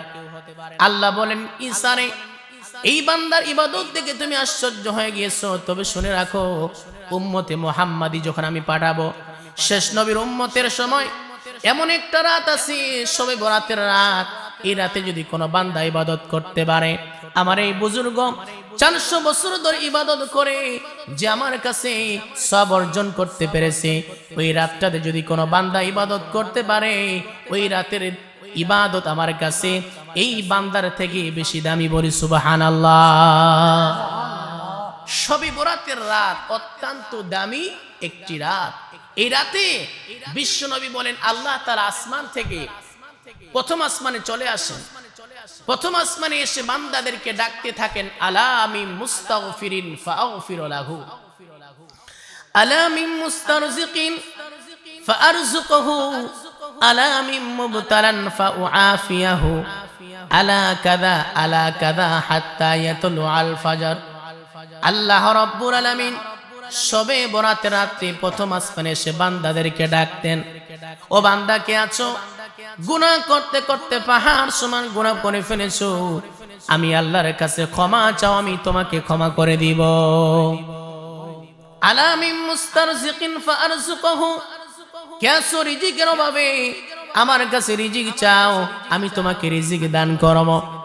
আলা মিন মুবতালান ফাউআফিয়াহু, কে আছো মুসিবতের মধ্যে, আজকে রাতে আমার কাছে মুসিবত থেকে তোমরা আমার কাছে প্রার্থনা করো, আমি তোমাদের মুসিবতকে দূর করে দিব। আলা কাযা হাত্তা ইয়াতলু আল ফাজর, ফজর পর্যন্ত আল্লাহ তাআলা এই রাতে বান্দাদেরকে ডাকতে থাকেন। যেই সমস্ত বান্দা এই শবে বরাতে রাতে আল্লাহকে ডাকতে থাকেন, নিজের গুনাহের উপর অনুতপ্ত আল্লাহর কাছে কান্নাকাটি করেন, আল্লাহ পাক ওই সমস্ত বান্দার জীবনের সব গুনাহগুলো মাফ করে দেন। সুবহানাল্লাহ। এলো খুশির বরাত নিয়ে শবে বরাত, এলো খুশির বরাত নিয়ে শবে বরাত, মুমিন হৃদে মাঝে খুশির জোয়ার, মুমিন হৃদে বাজে খুশির জোয়ার, হবে পূর্ণ রাতের মুলাকাত, এলো খুশির বরাত নিয়ে শবে বরাত। এই রাতে আল্লাহ আমাদেরকে মাফ করে দেন, আমিন বলেন। আল্লাহর পয়গম্বর বিশ্ব নবী বলেন, এই শবে বরাত রাতে একবার জিবরাইল আলাইহিস সালাতু ওয়াস সালাম আমার কাছে আসলেন। আসার পরে বললেন, ইয়া রাসূলুল্লাহ, আপনি একটু আসমানের দিকে একটু মাথা উত্তোলন করুন। আমি আসমানের দিকে তাকিয়ে দেখলাম জান্নাতের 8টা দরজা খোলা আছে। সুবহানাল্লাহ বলেন। 8টি জান্নাতের 8টি দরজা খোলা, প্রত্যেকটি জান্নাতের দরজার মধ্যে একজন করে ফেরেশতা আছে, আর প্রত্যেকটি দরজা থেকে ফেরেশতারা ঘোষণা দিচ্ছে আজকে রাতে সুসংবাদ ওই ব্যক্তির জন্য যে আজকে রাতের বেলা দাঁড়িয়ে দাঁড়িয়ে ইবাদত করে। দ্বিতীয় দরজার মধ্যে আরেকজন ফেরেশতা ঘোষণা দিচ্ছে সুসংবাদ আজকে রাতের মধ্যে ওই ব্যক্তির জন্য যে আজকে রাতের বেলা রুকু অবস্থায় আছে। জান্নাতের তৃতীয় দরজার মধ্যে আরেকজন ফেরেশতা ঘোষণা দিচ্ছে সুসংবাদ ওই ব্যক্তির জন্য যে আজকে রাতের বেলা সিজদা অবস্থায় আছে। জান্নাতের চতুর্থ দরজায় আরেকজন ফেরেশতা ঘোষণা দিচ্ছে সুসংবাদ ওই ব্যক্তির জন্য যে আজকে শবে বরাতের রাতে নিজের গুনাহের উপর অনুতপ্ত হয় আল্লাহর কাছে কান্নাকাটি করে। আল্লাহর পয়গম্বর বলেন, জান্নাতের 8টি দরজা থেকে একজন ফেরেশতা এভাবে ঘোষণা দেয়। আমি জিবরাইলকে লক্ষ্য করে বললাম, জিবরাইল, এই জান্নাতের দরজাগুলো কতক্ষণ খোলা থাকবে? জিবরাইল আমিন বলছেন, হুজুর, ফজর পর্যন্ত খোলা থাকবে। জিবরাইল বলেন, ইয়া রাসূলুল্লাহ, আজকে রাতের মধ্যে এতগুলো মানুষকে ক্ষমা করে দেওয়া হবে। বনু কলব গোত্রের যতগুলো বকরি আছে, বকরির গায়ে যতগুলো পশম আছে, পশম সম পরিমাণ মানুষদেরকে ক্ষমা করে দেওয়া হবে। সুবহানাল্লাহ বলেন। ওই সময় আরবের মধ্যে সব থেকে বকরি লালন পালন করত বনু কলব গোত্রের মানুষরা। প্রায় 20,000-এর মতো বকরি তারা লালন পালন করত। তো একটা বকরির গায়ে কতগুলো পশম আছে আমরা কি গণনা করে শেষ করতে পারবো না। এখানে নির্দিষ্ট সংখ্যা বোঝানো উদ্দেশ্য না, উদ্দেশ্য হলো এই শবে বরাতের রাতে আল্লাহ পাক অসংখ্য অগণিত বান্দাদেরকে ক্ষমা করে দেন। সুবহানাল্লাহ। কিন্তু জিবরাইল বলছেন, ইয়া রাসূলুল্লাহ, শুধু 8 শ্রেণীর মানুষদেরকে ক্ষমা করে দেওয়া হবে না। কয় শ্রেণীর বলেন তো? এই 8 শ্রেণীর মধ্যে যদি আমরা থাকি তওবা করে নিতে হবে, তওবা ছাড়া আল্লাহ পাক এই 8 শ্রেণীর মানুষকে ক্ষমা করবেন না। 1 নম্বর, জিবরাইল বলছেন, হুজুর, 1 নম্বর হলো মুশরিক। যে ব্যক্তি আল্লাহর সঙ্গে শিরিক করে, এই মুশরিক তওবা না করা পর্যন্ত এই রাতে আল্লাহ তাকে ক্ষমা করবেন। শিরিক একটি জঘন্যতম অপরাধ, একটা পাপ কাজ। কিয়ামতের দিন আল্লাহ তাআলা বান্দার সব গুনাহ মাফ করবেন, কিন্তু শিরিকের গুনাহ আল্লাহ পাক মাফ করবেন না। আল্লাহ রাব্বুল আলামিন বলেন, وَمَن يُشْرِكْ بِاللَّهِ فَقَدْ حَرَّمَ عَلَيْهِ الْجَنَّةَ, যে ব্যক্তি শিরিক করবে তার জন্য চিরতরে জান্নাত হারাম হয়ে যাবে। নামাজ হয়তো পড়ে নাই, দুই এক ওয়াক্ত বাদ দিয়েছি, আল্লাহ মাফ করতে পারেন। রোজা রাখতে পারেন, আল্লাহ মাফ করতে পারেন। কিন্তু যে বান্দা দুনিয়া থেকে শিরিক করে তওবা না করে মারা যাবে, কিয়ামতের দিন ওই বান্দার জন্য ঠিকানা হবে জাহান্নাম। আল্লাহ ব্যতীত মানুষের পায়ে সেজদা করা, এটাও কি শিরিক?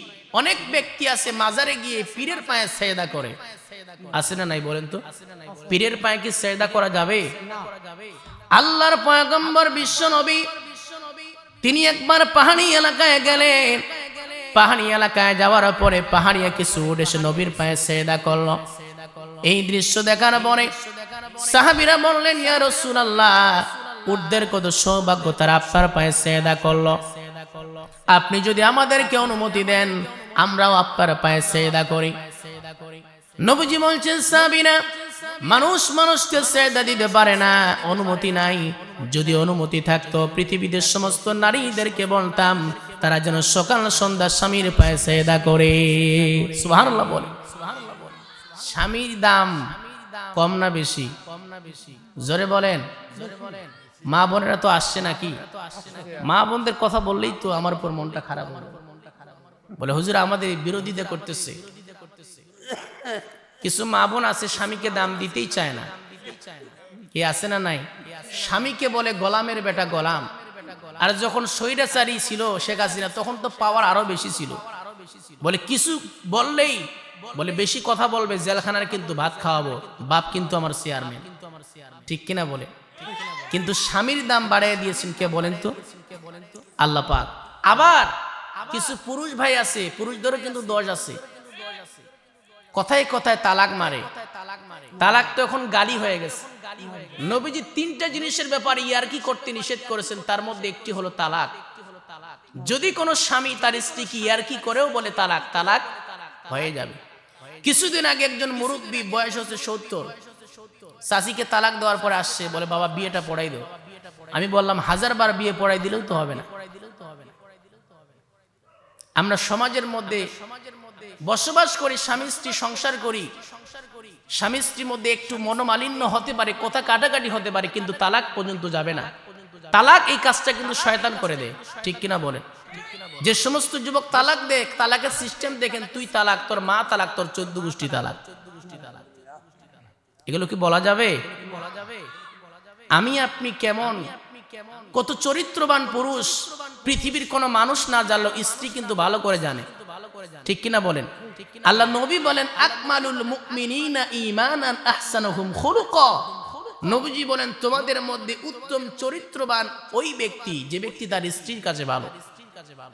সারা পৃথিবীর সমস্ত মানুষ আপনাকে সার্টিফিকেট দিল ভালো, স্ত্রী বলে না খারাপ, আপনি আসলেই খারাপ। কারণ আমি আপনি কয় নম্বর হুজুর, 1 নম্বর না 2 নম্বর, কেউ না জানলেই স্ত্রী কিন্তু ভালো করে জানে। ঠিক কিনা বলেন? এই জন্য স্ত্রী হলো মহব্বতের জিনিস, ভালোবাসার জিনিস। তাদেরকে মারা যাবে? অনেকে মারধর করে, মারতে মারতে একদম গরু পিটা করে। এই কাজ করা যাবে না। তাহলে শবে বরাতের রাতে 1 নম্বর যে ব্যক্তি শিরিক করবে, এদেরকে আল্লাহ তাআলা মাফ করবেন, যদি তওবা করে তাহলে মাফ করবে। অনেক ব্যক্তি আছে মাজারে গিয়ে সেজদা করে, আসলে সেজদা দেওয়ার মালিক একমাত্র কে? আবার এমন কিছু কথা বলে ঈমান চলে যাবে। বলে কিরমান কাতিবিন, রোজা হাশরের দিন আল্লাহর দরবারে যদি করে অভিযোগ, হায় হায়, মাওলার দরবারে যদি করে অভিযোগ, আমরা বলবো দুনিয়া ছিলাম হেলাল বাবার লোক। নাউজুবিল্লাহ কোন? আমরা বলবো দুনিয়া ছিলাম ল্যাংটা বাবার লোক। ল্যাংটা বাবার লোক যদি বলে, ওর পিটনি কি কবরে কম হবে নাকি বেশি? বেশি হবে। তাহলে শিরিক করা যাবে না। 2 নম্বর হচ্ছে গণক। 2 নম্বর কে বলেন? গুণমান আছে না? অনেকে আছে গণক দেখবেন কি করে ওই বালু চিনি বানিয়ে দেয়, বালুটাকে চিনি বানিয়ে দেয় আছে না কুফরি কালামের মাধ্যমে। এই গণক যতক্ষণ পর্যন্ত তওবা না করে এই রাতের বেলা আল্লাহ তাকে ক্ষমা করবেন না। 3 নম্বর হচ্ছে জাদুকর। মানুষের চোখ ভেলকি দেখায় দেখবেন জাদুকর মানুষের পেটের মধ্যে ছুরি ঢুকিয়ে দিয়ে মানুষটা আবার বেঁচে থাকে কুফরি কালামের মাধ্যমে। এই জাদুকর শবে বরাতের রাত্রে যদি সে তওবা না করে তাকে আল্লাহ ক্ষমা করবেন না। 4 নম্বর হলো সুদখোর। কোন খোর? সুদখোর কি এলাকায় আছে? সুদ খাওয়া কত বড় পাপ জানেন আপনারা? 73 প্রকারের গুনাহ আছে। সর্বনিম্ন গুনাহ হলো নবীজি বলেন আপন মায়ের সঙ্গে জেনা করার গুনাহ। নাউজুবিল্লাহ বলেন। অনেক ব্যক্তি আছে সরকারি চাকরি থেকে রিটায়ার্ড হয়ে গেছে, 30-40 লাখ টাকা পেয়েছে, ব্যাংকে রাখছে, আর সেখান থেকে প্রত্যেক মাসে 10,000 20,000 টাকা করে সুদ খায়, আছে না নাই? আর যারা কিস্তি নেয় এরা কি? এরাও সুদখোর, ঠিক না? যাদের বাড়িতে কিস্তি আছে এরাও কি? পায়খানা কিন্তু অল্প হারাম বেশিও হারাম, অল্প নাপাক বেশিও নাপাক। শুধু যারা ব্যাংকে টাকা রাখে ওদেরকে সুদখোর বলি, যারা সুদ খায় ওদেরকে সুদখোর বলি, আর যারা কিস্তি নেয় এরাও কিন্তু সুদখোর, ঠিক কিনা বলেন? এই সুদখোর কিয়ামতের ময়দানে নবীজি বলেন তার পেটটা হবে বিশাল ধরনের এবং পেটের ভিতরে একটা সাপ থাকবে। মানুষরা দেখেই বুঝতে পারবে এই ব্যক্তি দুনিয়াতে সুদ খেয়েছে। সুদখোর তওবা না করা পর্যন্ত আল্লাহ তাআলা শবে বরাতের রাতে তাকে maaf করবেন না। নাম্বার 5 হলো মদখোর। সুদখোরের পরে কি বলেন? মদখোর আছে না নাই বলেন? মদখোর, গাঁজাখোর, ইয়াবাখোর, যতগুলো খোর আছে এরা তওবা না করা পর্যন্ত আল্লাহ maaf করবেন না। একজন গাঁজাখোর আরেকজন গাঁজাখোরের সঙ্গে কিন্তু মহব্বত খুব, বন্ধুত্ব খুব। দেখবেন বিড়ি টানার পরে একটু আছে ওকে দে খা তুই। এই যে মদখোর, মাদক দ্রব্য যারা সেবন করে, মদখোর, ইয়াবাখোর, গাঁজাখোর, যত খোর আছে এরা যদি শবে বরাতের রাত্রে তওবা না করে এদের দোয়া আল্লাহ কবুল করবেন। নাম্বার 6 হলো আত্মীয়তার সম্পর্ক ছিন্নকারী। এক প্রতিবেশী আরেক প্রতিবেশীর সঙ্গে কথা বলে না, আছে না নাই? লা তাদখুলুল জান্নাতা কাতিউন। নবীজি বলেন যারা আত্মীয়তার সম্পর্ক ছিন্ন করে এরা জান্নাতে প্রবেশ করবে না। ভাই ভাইয়ের সঙ্গে মিল নাই, জমির কারণে দ্বন্দ্ব। বোন ভাইয়ের কাছে সম্পদ চেয়েছে, বোনের সঙ্গে সম্পর্ক ভাই ঠিক রাখে নাই, সম্পর্ক ছিন্ন করেছে, আছে না নাই বলেন? এরা এই রাতে তওবা না করা পর্যন্ত আল্লাহ তাদেরকে ক্ষমা করবেন না। নাম্বার 7 হলো জেনাকারী। নাম্বার 7 কে বলেন? জেনাকারী, যারা জেনার মধ্যে লিপ্ত এরা যতক্ষণ তওবা না করে আল্লাহ maaf করবেন না। নাম্বার 8 হলো হিংসুক। হিংসুক আছে না নাই? শহরের থেকে গ্রামে কম না বেশি? গ্রামগঞ্জে আমি দেখি, আমার বাড়ি তো গ্রামে কমলপুরে। গ্রামের মানুষের কি যে হিংসা! শহরের মানুষের অহংকার, গ্রামের মানুষের হিংসা। ও যদি একটু ভালো খায় দেখতে পারে না, ভালো খাবে কেন, ভালো চলবে কেন, টাকা কোথায় পেল? মনে হয় হারাম টাকা। কি এগুলো আলোচনা আছে না নাই? আমার ভাইয়েরা, আজকে আমরা পুরুষ ভাই যতগুলো আসছি, মা বোনদের সংখ্যা কম না বেশি বলেন? প্রত্যেকটি মাহফিলে পুরুষ ভাইয়ের থেকে মা বোনদের সংখ্যা কিন্তু বেশি হয়। আমাদের পুরুষ ভাইয়ের থেকে মা বোনদের জান্নাতে যাওয়া কিন্তু খুব সহজ। আমাদের তো জামাতের সহিত নামাজ পড়তে হয়, বহু কাজ আমাদের আছে, কিন্তু মা বোনদের সম্পর্কে আল্লাহ নবী একটি হাদিস বলেন, এই হাদিসটা বলে আমি শেষ করে দিব। আল্লাহর পয়গম্বর বলেন কোন নারী যদি 4টা গুণ অর্জন করতে পারে, কয়টা গুণ? 4টা গুণ অর্জন করে দুনিয়া থেকে বিদায় নিতে পারে, এই নারীটা মৃত্যুবরণ করার পরে জান্নাতের যে কোনো দরজা দিয়ে প্রবেশ করতে পারবে। সুবহানাল্লাহ। আল মারআতু ইদা সাল্লাত খামসাহা, 1 নম্বর হলো যে নারী 5 ওয়াক্ত নামাজ পড়বে। নাম্বার 2 হলো রমজান মাসে রোজা রাখা। নাম্বার 3 হলো স্বামীর খেদমত করা। নাম্বার 4 হলো পর্দা করা। বিশ্বনবী বলেন এই 4টা গুণ যে নারীর অর্জন হয়ে যাবে, এই নারীটা মৃত্যুবরণ করার সঙ্গে সঙ্গে জান্নাতের যে কোনো দরজা দিয়ে প্রবেশ করতে পারবে। সুবহানাল্লাহ। এক নম্বর 5 ওয়াক্ত নামাজ পড়া। মা বোনেরা কি নামাজ পড়ে এই এলাকা? পড়ে না? মাশাআল্লাহ পড়ে ঠিক, কিন্তু মা বোনদের একটা অভ্যাস খারাপ আছে, সব মাহফিলে আমি বলি, ওয়াক্ত মতো পড়ে না। জোহরের নামাজ আসরে, আসরের নামাজ মাগরিবে, ঠিক কিনা বলেন? অথচ নবীজিকে প্রশ্ন করা হলো, ইয়া রাসূলুল্লাহ আপনি বলেন তো আল্লাহ তাআলার কাছে কোন আমলটি বেশি প্রিয়? নবীজি বলছেন ওয়াক্ত মতো নামাজ পড়া, সময় মতো নামাজ পড়া। আজান যখন হয়ে যাবে পৃথিবীর সমস্ত কাজকে লাথি মেরে আগে কি? নামাজ। 2 নম্বর রমজান মাসে রোজা রাখা। রোজার ব্যাপারে তাদেরকে বলতে হবে না কোন মাসে কয়টা নফল রোজা, আমাদের থেকে ভালো জানে, ঠিক কিনা? নাম্বার 3 হলো স্বামীর খেদমত। কার খেদমত? স্বামীর খেদমত কি করে? আওয়াজ কমে গেছে, কেউ কথা বলে না।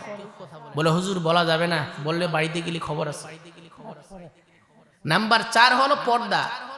নামাজ পড়া যেমন ফরজ, পর্দা করা কি নফল? কিন্তু আজকে মা বোনেরা যেভাবে চলাফেরা করে মনে হয় পর্দা করা নফল। এই 4টা গুণ যে নারী অর্জন করতে পারবে, আল্লাহর পয়গম্বর বলেন এই নারীটা মৃত্যুবরণ করার সঙ্গে সঙ্গে জান্নাতের যে কোনো দরজা দিয়ে প্রবেশ করবে। সুবহানাল্লাহ বলেন। আল্লাহ পাক আমাদের মা বোনদেরকে এই 4টি গুণ অর্জন করে দুনিয়া থেকে বিদায় নেওয়ার তৌফিক দান করুক, বলেন আমিন। ওয়া আখিরু দাওয়ানা আনিল হামদুলিল্লাহি রাব্বিল আলামিন। আসসালামু আলাইকুম ওয়া রাহমাতুল্লাহ।